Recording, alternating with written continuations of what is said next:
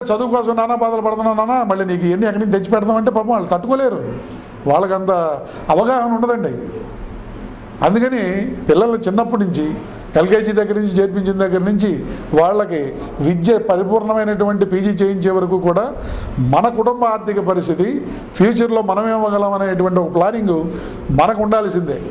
మనకి శక్తికి మించి వెళ్ళడం కానీ, ఒకళ్ళ ఖర్చు పెట్టగల శక్తి ఉన్నా ఎక్కడ పంపిస్తాం, ఆ బస్సుల్లో పడి ఆ పిల్లల్ని ఎక్కడ పంపిస్తాం, అందుబాటులో ఏదో స్కూల్ ఉందని చెప్పేసి అలా చేర్చడం కూడా మంచి పద్ధతి కాదు. దీనికి జాగ్రత్తగా మనం తెలుసుకుని, మన ప్రవర్తన తెలుసుకుని, ఇవన్నీ కూడా ఏమవుతాయి ఏంటనండి, మందులు, ఆరోగ్యం, డాక్టర్ గారు ఈ కుటుంబపరమైన విషయాలు, సామాజికమైన విషయాల గురించి చర్చ పెట్టారంటే అని చెప్పేసి మనం అనుకోవడానికి వీలైన పరిస్థితి. ఎందుకంటే ఈ కుటుంబ పరిస్థితే, ఆర్థిక పరిస్థితే ఆరోగ్యం మీద కూడా తీవ్ర ప్రభావం చూపిస్తుంది. ఇవాళ ఈ తీవ్ర ప్రభావం నుంచి ఆరోగ్య దిశగా మనం ఆలోచన చేయాలంటే ఇవన్నీ మనం రిపేర్ చేసుకోక తప్పదండి.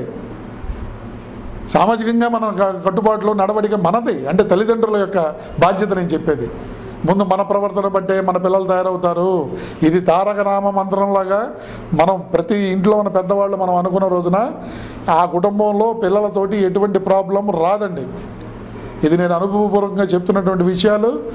ఎన్నో కొన్ని వేల మందిని నా దగ్గరికి పేషెంట్లుగా వచ్చిన వాళ్ళని పరిశీలిస్తే వాళ్ళకి ఎటువంటి శారీరకమైనటువంటి వ్యాధులు లేకుండా కేవలం కుటుంబంలో ఉన్నటువంటి ఆర్థికమైనటువంటి ఒత్తిడులతోటి మానసికమైనటువంటి రోగాలు తెచ్చుకుని ఆ రోగాల ప్రభావంతో, ఎందుకు నేను చెప్పనా మీకు, మనసుకు సంబంధించి ఈ ఆర్థికమైన విషయాలు రోగాలు ఎందుకు వస్తాయండి అని, అవే వచ్చేయి. అన్నిటికీ మూలం ధనం, మూలం మేధం జగత్ అని మన వాళ్ళు పెద్ద చెప్పే ఆర్యోక్తి ఏంటంటే ఈ ధనమే అన్నిటికీ మూలమైన కారణం. ఈ మానసికమైనటువంటి ప్రాబ్లమ్స్కి, ఉద్వేగాలకి, సామాజిక పరంగా వదిలేయండి, కుటుంబంలో సంగతి చెప్తున్నాను నేను. మనకు స్తోమతకు మించిన, తాహతకు మించినటువంటి మన యొక్క కుటుంబ జీవన పరిస్థితి ఆలోచించుకుని చేసిన రోజున మనకు ఇబ్బంది ఉండదు. ఇవాళ సంపాదన ఉండొచ్చు, గబగబా వెళ్ళేసి షాపింగ్ చేసేసి మనకు అవసరం లేని వస్తువులని కొని తీసుకొచ్చి ఇంట్లో పడేయచ్చు. మరి ఇదే అలవాటు చేసిన రోజున మళ్ళీ రేపొద్దున లేని రోజున మనకు ఉన్నదో లేదో పిల్లలకు తెలియదు.